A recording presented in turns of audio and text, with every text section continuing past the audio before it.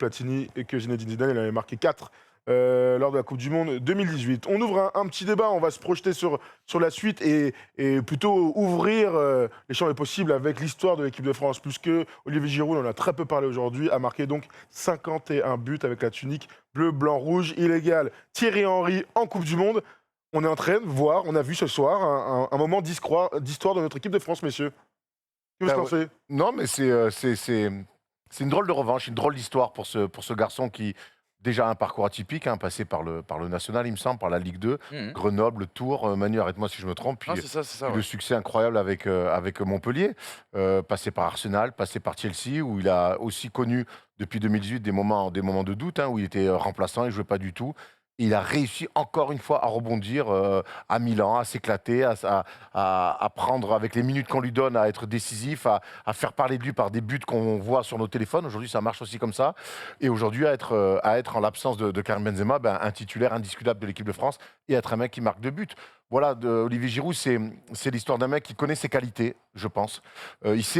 Il sait sur quoi il peut s'appuyer, il sait ce qu'il peut apporter à une équipe de football et il sait le faire à la perfection. C'est un mec qui est, je pense, fantastique pour un entraîneur, comme Deschamps.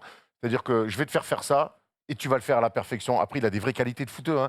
Des mecs de remise, il a un sens du jeu, il voit des choses, en plus d'un physique très avantageux. Et Bête de frappe, bête de frappe. c'est ça, il a un Important. sens du but, il est quand même adroit devant la cage. Et voilà, et tout ça, c'est un bosseur quand on voit à son âge comme il est shapé c'est au incroyable. laser. Donc on voit bien que Comme nous, voilà, comme nous. Ouais, comme nous exactement. Donc voilà, il n'y a pas de hasard dans ce qui arrive avec Olivier Giroud parce que quand je vois ce qu'il a traversé ces dernières saisons, il y a plein de joueurs qui auraient quitté l'équipe nationale. C'est pas du tout son cas. Il est plus fort que jamais, il est plus prêt que jamais. Et moi, je suis ravi de voir qu'un mec comme Olivier Giroud aujourd'hui arrive à être ex aequo pour être meilleur buteur de l'histoire de l'équipe de France. En fait, c'est un mec qui a 36 ans. Et c'est un mec qu'on n'a jamais compris ou qu'on commence à comprendre à 36 ans en regardant un petit peu ce qu'il a fait dans les livres d'histoire. On n'a jamais compris son profil. On a toujours dit, ouais, c'est un pivot. Il a rien... enfin, oui, non, il n'a pas rien d'un pivot. Il a cette capacité pivot, mais tu l'as dit, c'est surtout un tueur à gages devant le but. On a toujours dit, ce mec-là manque de talent, ce mec-là manque de quelque chose. Par exemple, tu disais, il a été formé à Grenoble. Grenoble joue à ce moment-là, je crois, en Ligue 2. Et Bazdarevic, je lui fais pas confiance. Hop, il part directement en National. En National, il va à Istres, il casse la baraque. Derrière, en Ligue 2, personne ne lui fait confiance, si ce n'est Tours qui vient de monter en Ligue 2. Tu vois, c'est pour te dire, qui est une équipe de National. Il casse la baraque en Ligue 2. Il arrive à Montpellier, on lui fait pas confiance. Il casse la baraque, il devient champion de France. Il part à Arsenal, on lui promet l'enfer.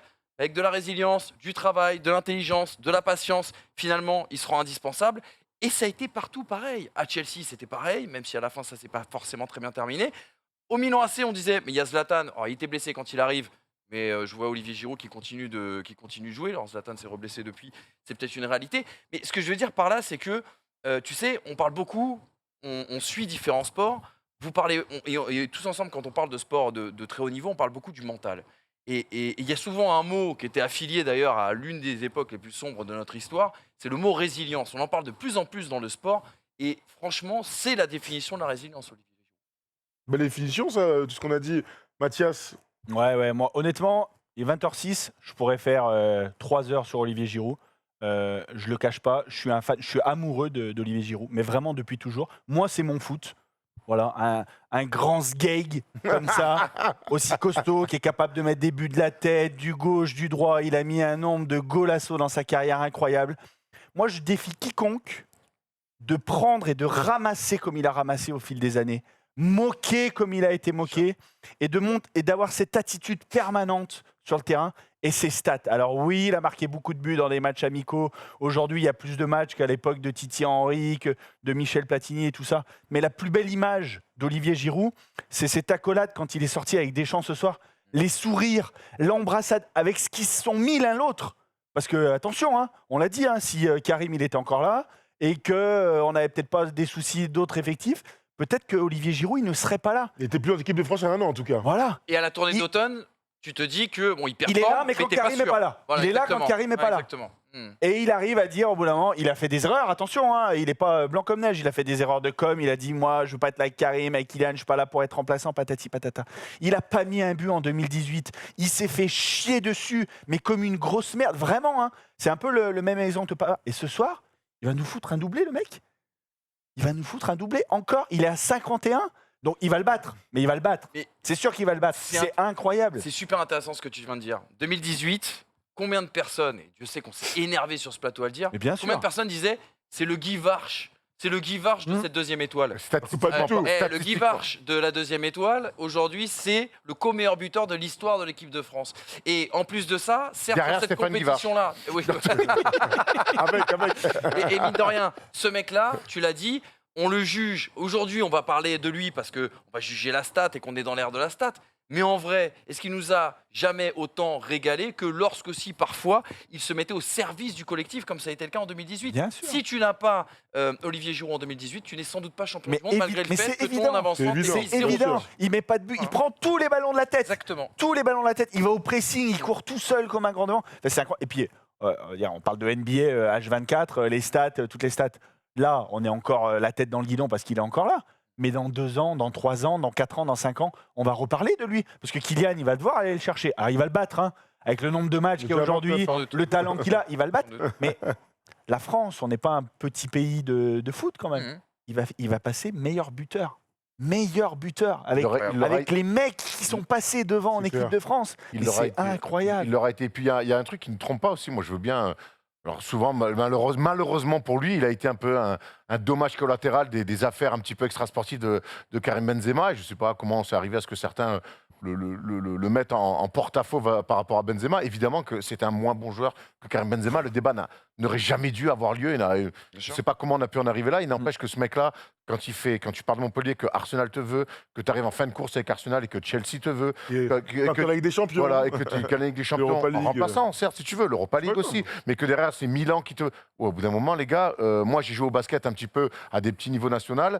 Moi, quand il n'y a pas tous les meilleurs clubs de ma poule qui viennent me chercher, tu vois ce que je veux dire? Quand il y a des clubs comme ça qui viennent te chercher, que tu gagnes, que tu marques des buts, c'est pas un hasard, c'est pas un hasard. Je pense que jouer autour de ce mec-là, et je pense que coacher ce mec-là, c'est aussi agréable. Donc voilà, on sait que il a traversé des moments très compliqués, personnels, on se souvient de cette histoire où de prise de photos, il s'est fait massacrer, on l'a voulu faire passer pour un joueur de minuscule niveau. On sait que c'est un mec très croyant.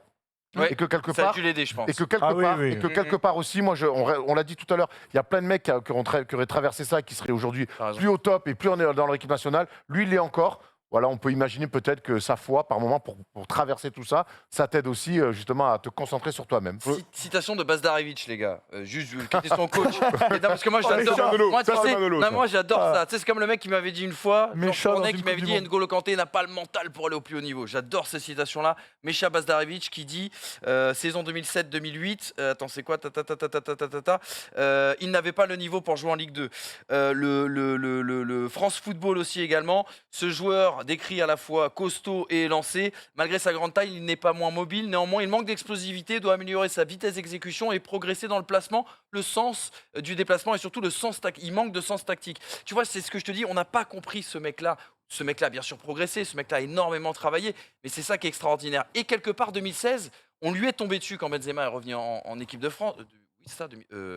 Non, excuse-moi, 2020. On lui est tombé dessus lorsque Benzema est revenu en équipe de France. On peut comprendre aussi également sa frustration. Nous, la frustration des suiveurs du football français, c'est qu'il n'y ait jamais eu d'association entre ces deux mecs-là. Vraisemblablement, ils ne se sont jamais entendus. Il y a souvent eu des jalousies des deux côtés d'ailleurs. Mais on imagine la frustration aussi de voir le public, alors qu'il avait permis à la France aussi également de devenir championne du monde, de voir le public.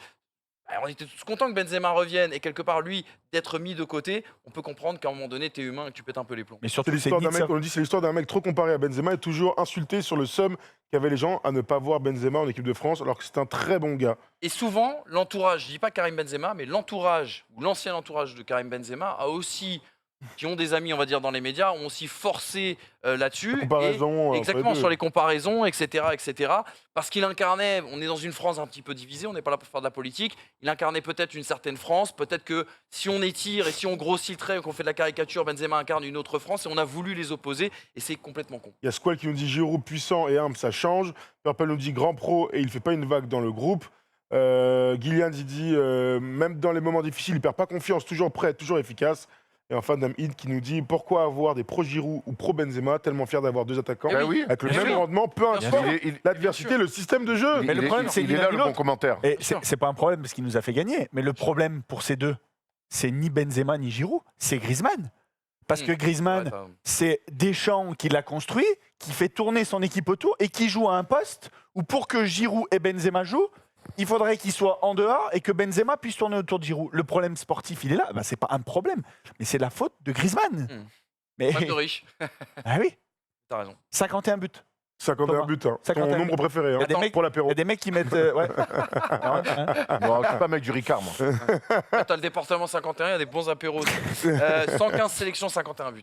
Il est quasiment sur un ratio, quasiment en tout cas sur un ratio d'un but C'est tous les dingue. matchs. C'est ouf. Incroyable, Olivier Giroud, du coup, 51 buts, qui égale Thierry Henry.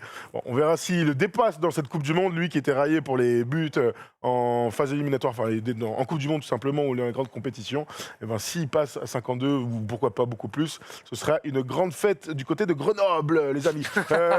Je voulais vous poser une question. Pour sortir de Giroud, je vous pose cette question, messieurs. Est-ce que la charnière centrale doit changer? Admettons que Raphaël Varane revienne. Est-ce que vous replacez Varane, vice-capitaine de Oui. l'équipe, hein, Oui, moi je à la replace place de Konaté ou de Upamecano? Tout dépend de l'état de forme. Alors, d'accord, moi, s'il est apte vois, à jouer, donc À 100%. s'il est apte à jouer, si le staff pense qu'il est apte à jouer, je pense que Varane doit revenir, même s'il est, allez, jusqu'à 90%, moi je pense que Varane doit jouer. L'expérience, mine de rien, en Coupe du Monde, et l'expérience compte toujours dans le haut niveau, en Coupe du Monde, elle est multipliée par 3. Donc Varane, complètement. Ouais, je suis d'accord, mais je pense que on sera d'accord là-dessus. Le principal critère, ça doit être l'état de forme. On sait que Varane n'a pas beaucoup joué aussi également, forcément, ces derniers mois, ces dernières semaines.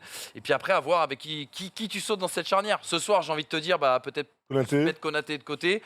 Peut-être que face au Danemark, tu verras autre chose, je sais pas du tout. Tu Moi, vois dans quel état il est, Varane, en vrai. Pour moi, tu peux pas le changer parce que déjà, tu as fait le plus gros grâce au Danemark qui a fait que le match nul. On a fait l'erreur avec Benzema, De le pousser pour revenir? un petit peu trop. Mm. Un petit peu Clairement. trop, on avait du Samir manque. Nasri l'a dit, Ah, hein, c'est sans pas- détour. Hein. Voilà, Nasri c'est l'a vrai. dit, Et il avait des Après- infos, il a dit qu'il avait au téléphone Voilà. la veille. Hein, donc, Après, c'est facile de le dire Bien après sûr, bien tout ce sûr. qui s'est passé. Pour moi, c'est les principes à deux balles, hein, mais tu changes pas un 11 qui gagne. Après, Deschamps va être dans la réflexion. Est-ce qu'on reste les 4 devant? Est-ce qu'on rajoute Fofana pour être 4-3-3 face au Danemark? Tout ça. Mais ça sert à rien de prendre un risque. Puisque de toute façon. Amine à risque. Ouais, pas mal. Une Ouais, pensée pas pour mal. lui d'ailleurs. Ouais, putain, qui aurait dû être là, le pauvre. Ouais, exactement. Et Merci d'avoir une quoi petite qu'il en, intervention, Juan. quoi qu'il en soit, il sera pas à 80%. Il sera pas à 90%. C'est pas possible. Il est tout le temps blessé. Prenons le temps. Ah, notamment, moi, quand je dis que tu dois le mettre, c'est s'il peut jouer. Hein. Oui, oui, oui. Ouais. Moi, si c'est pour le mettre sur Mais un même à pied, 80. si c'est pour le mettre sur un pied Ouais. qui saute à pied, qui saute sur un pied pour aller récupérer un mec en profondeur. Si le type joue à Marel, en effet, il va faire jouer Manu dans ce cas-là même. Hein. Pas sûr. Mais c'est compliqué, c'est ton vice-capitaine. Encore une fois, hein, on est mieux dans nos chaussettes que dans celles de Deschamps, parce que c'est des choix complexes. Mais bon, c'est bon, on a vu Cornelius cet après-midi, il était à 50 cm de la ligne, il n'a pas été foutu de mettre la tête dans la cage. Ouais. Il va peut-être pas nous emmerder à chaque fois qu'il joue contre les Bleus, quoi. Hein, ça va, quoi. Bah écoute, on verra.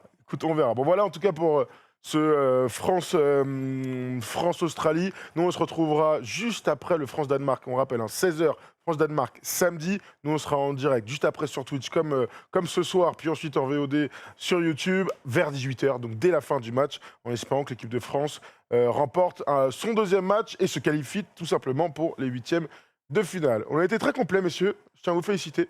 Maintenant, j'ai envie de vous entendre pendant 5 minutes sur l'Argentine, puisque il s'est passé un truc tout à l'heure. Allez, passons aux autres matchs de la Coupe du Monde.